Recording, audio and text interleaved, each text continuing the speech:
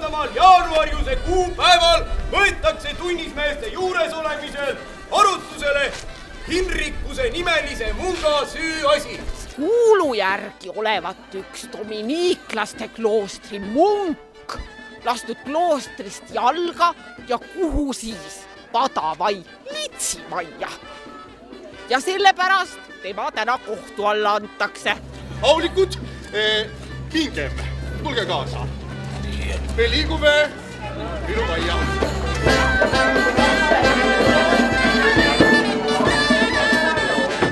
Algab kohtuasi number 23 munk Hinrikuse üle, kes tõi ennast Raekoja torni all olevas kõrtsus täis. Jõi sellise januga, juba mõtlesin, et joob kõik mõllevarud otsa, et viimaks ometi pean hakkama vett müüma. Kus selle häbi ots?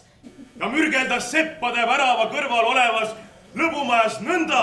Me hakkasimegi tüdrukutega ükshaaval ennast nagu lahti koorima, et ikka mungale näidata, et kes meist ilusam. Et raesõdurid ta kinni pidid võtma ja poolemani sauna taha torni rahunema viima. Kõikide peakut tema peaduse nimel vannun, mina ei ole mitte midagi teinud.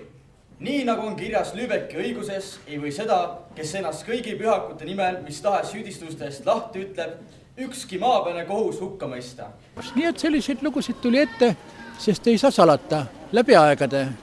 Ole sa munk või nunn või eraisik. On ikkagi olemas alati selline animaalne magnetism, mis ühe soo esindajad tõmbab teise soo esindajate poole ja ka vastupidi. Küll aga ma tahaks aulike raeheradega minna sinna Raekoja torni alla kõrtsu, kus need imejoogid on.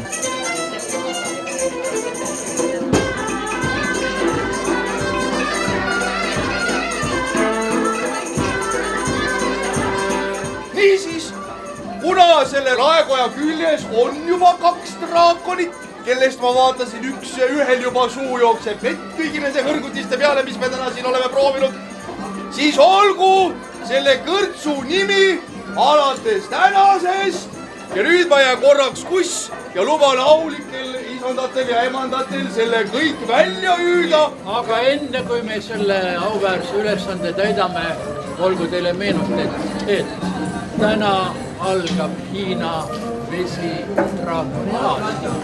Ja tule vaata nüüd, mis see nimi on? 3. draakon. Ja mina tahan hüüda nüüd.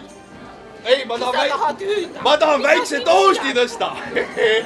Väikse toosti tõsta kõikide Raekoja draakonite terviseks.